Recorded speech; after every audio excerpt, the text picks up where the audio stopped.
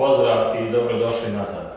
Kao što možete primijetiti, na red je došlo bandažiranje ovih sastava.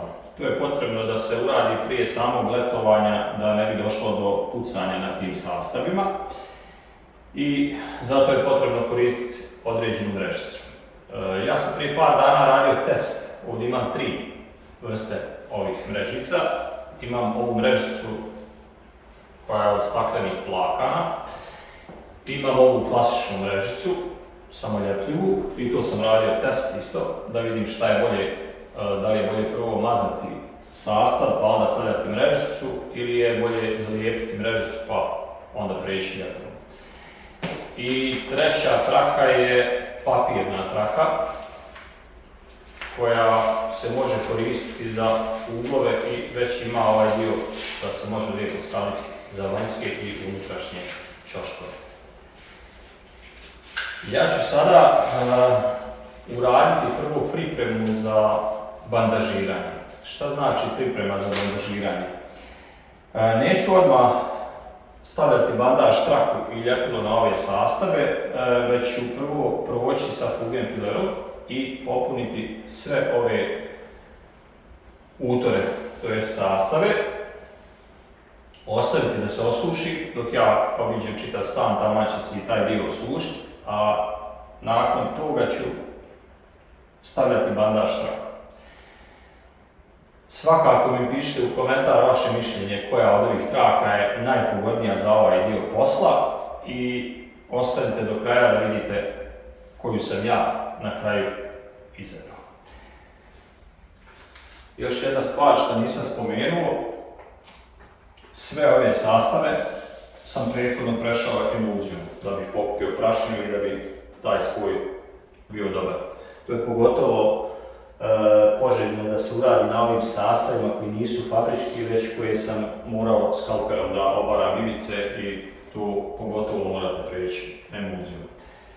Isto tako ću fugenfilerom kada budem popunjavao sada ove utore popuniti i mjesta gdje su šarafi.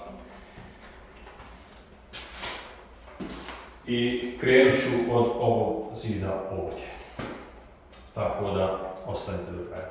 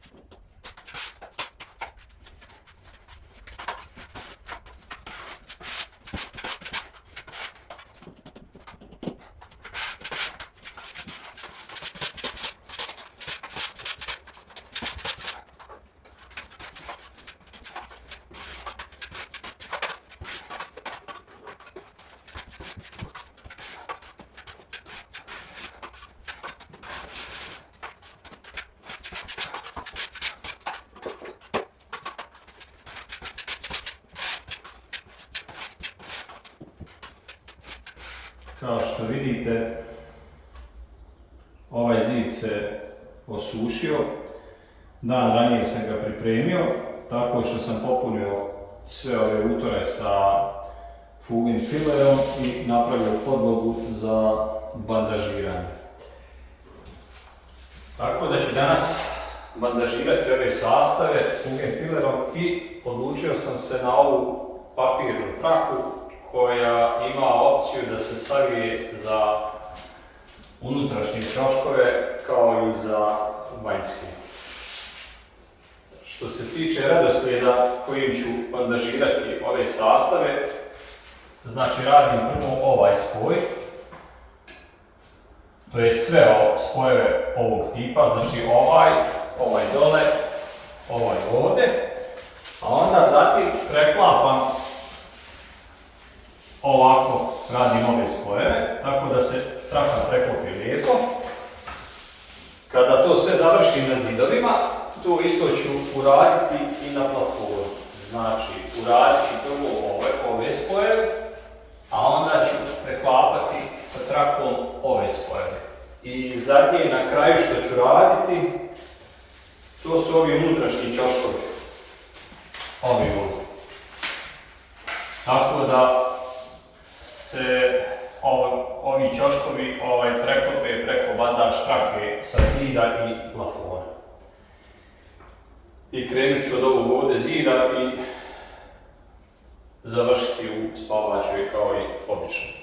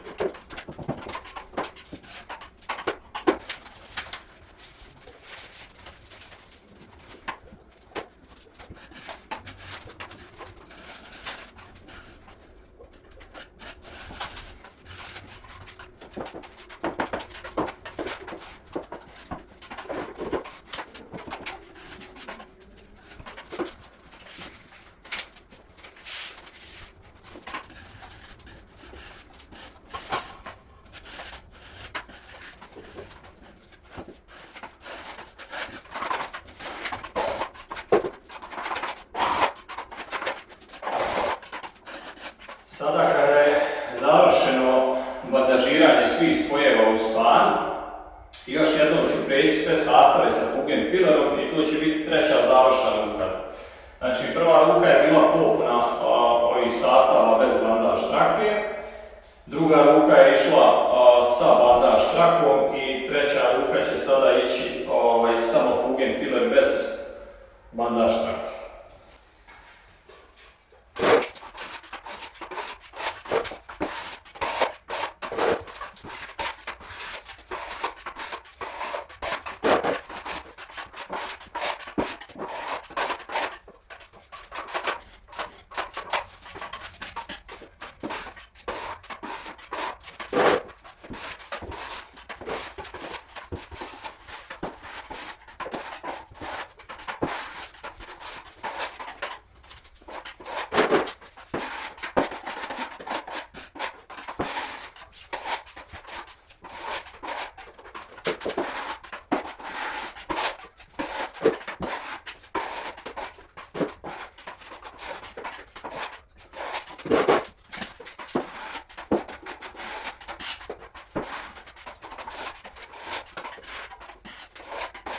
Mislim da ste sada svi shvatili suštinu ovoga posla. Šta je bitno kod bandažiranja ribisa? Prvu ruku radite Fugen fillerom i popunjavate ruku samo sa Fugen fillerom. Zatim ide druga ruka, Fugen filler i bandaž traka, to je druga ruka. A treća ruka se radi samo Fugen fillerom da se izravna linija. E sad, ovo se može kasnije prebrusiti fino i da se okreće. Puno bolja varijanta je da se sve ovo izgletuje i tu idu dvije ruke gleta i zatim onda krećemo. Da vam budem iskren, ovaj dio posla mi je bio najteži do sada i najviše mi je vremena oduzeo od svega što sam radio do sada. Bilo mi je potrebno nekih 4-5 dana da ovo sve završim, ostalo mi je još malo plafone i ove čoškove da prođem tu treću ruku sa Fugen fillerom. Tako da ću razmisliti da li ću gletovati ili ću ovo samo izbrusiti i okrećiti. U svakom slučaju ja ću nastaviti ovo da radim, neću vas smarati više, vas ću još samo zamoliti da zapratite kanal, lajkujete ovaj video i da ga podijelite sa prijateljima. A mi se vidimo u narednom